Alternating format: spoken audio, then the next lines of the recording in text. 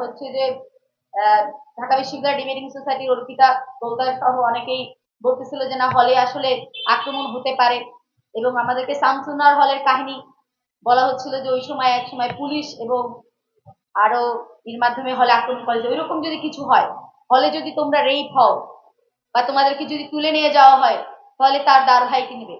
তো আমি এটা তখন শিক্ষার্থীকে বলছিলাম যে না, হলে আক্রমণ হবে না। লাস্ট পর্যায়ে যখন ছেলেদের হলগুলো একে একে থেকে খালি হয়ে যেতে শুরু করে, তখন রোকেয়া হলে আসলে, কারণ পুরো ক্যাম্পাস তখন পুলিশ, বিজিবি, সোয়াট সবাই ঘিরে ফেলেছে। এই মুহূর্তে ক্যাম্পাসে আসলে কি হবে আমরা কিন্তু কিছু জানি না।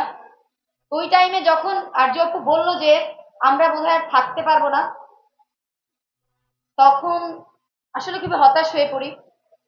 তারপর আমি আবার মেয়েদের উদ্দেশ্যে বলি যে আপুরা, আপনারা যদি পারেন তাহলে যার যার সম্ভব তাহলে আসলে হল আসলে আমাদের হয়তো ছেড়ে দিতে হবে, কারণ ছেলেদের হলগুলোতে ছেলেরা নাই। কারণ আমাদের মেয়েদের হলগুলোতে আসলে ছেলেদের হলগুলোতে যে আন্দোলন প্রতিরোধ, এগুলো কিন্তু ভাইস ভার্সা চলছে। মেয়েদের হলে যখন মেয়েরা আন্দোলন করতেছে, ওইটা ছেলেদের হলে ছেলেদেরকে উৎসাহ দিচ্ছিল, এবং ছেলেদের হলের আন্দোলন প্রতিরোধ মেয়েদেরকে সাহস দিচ্ছিল। এক পর্যায়ে আমাদের আসলে কিছুই করার ছিল না, আমরা হল ছেড়ে দিতে বাধ্য হই ওই টাইমটাতে। এবং আমার রুমমেটরা সব চলে গেছে, আমি মেইন বিল্ডিং এর 3 তলায় থাকি। মেইন বিল্ডিং এর ওই ফ্লোরে আর কেউ নেই, এবং ওই দিনের আকাশ খুব লাল ছিল।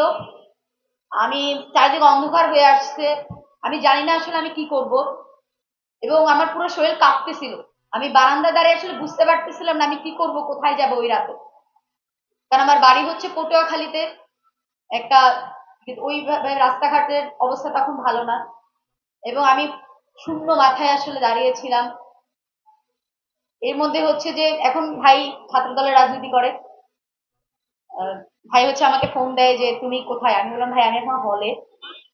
বলে যে তুমি তাড়াতাড়ি একটা ব্যাগ নিয়ে রেডি হও, হলগুলোতে কি হবে তো জানি না, ছেলেদের হলগুলোতে সব খালি হয়ে গেছে, তোমরা মেয়েদের হলে থাকতে পারবে না। পরে আমি একটা ব্যাগ নিয়ে হল গেট থেকে বের হই, তখন রাত হয়ে আসছে, এবং আমার ডিপার্টমেন্টেরই শ্রদ্ধেয় টিচার রুশাদ ফরিদি স্যার, উনি আমাকে একটা রিক্সায় তুলে, ওই দিনকার স্যারের আসলে হল গেটের ওই উপস্থিতি আমাকে অনেক সাহস দিয়েছিল। স্যার আমার হাত থেকে ব্যাগ নিয়ে আমাকে একটা রিক্সায় তুলে দেয়। এবং আজকে হচ্ছে যে ডাকসুর জুলাইয়ের যে হচ্ছে যে ক্যাম্পাস প্রতিরোধ দিবস, ডাকসুকে ধন্যবাদ জানাবো এই প্রোগ্রামটা করার জন্য। এবং এই যে গেস্ট রুম গণরুম, আমি নিজে একজন গেস্ট রুম গণরুমের সাফারার, এবং আমি 6 মাস আসলে আমার রুমে থাকতে পারি নাই, কখনো আমার রুমমেট ফ্রেন্ডদের রুমে থেকেছি, কখনো সিনিয়রদের রুমে থেকেছি। তো এই গেস্ট রুম গণরুমের মাধ্যমে যে বিশ্ববিদ্যালয়ের শিক্ষার্থীদের যে কবজা করা হয়, এবং তাদেরকে যে সরকার দলীয় যে ছাত্র সংগঠন আছে তাদেরকে জিম্মি করে যে একটা দাসত্বের রাজনীতি ক্যাম্পাসগুলোতে কায়েম করে, এই ইতিহাসটা আসলে সবার জানা দরকার, এটার ভয়াবহতা জানা দরকার। এবং এই ধরনের ঘটনা যেন ঢাকা বিশ্ববিদ্যালয় সহ সারা বাংলাদেশের ক্যাম্পাসে যেন না হয়, সেই জন্য সবারই নিজ নিজ জায়গা থেকে অবদান রাখতে হবে, প্রতিবাদ জারি রাখতে হবে। এবং এই সমস্যা যে তৈরি হয় তার একটা কারণ আবাসন সংকট, বিশ্ববিদ্যালয়গুলোতে পর্যাপ্ত আবাসন সুবিধা নেই।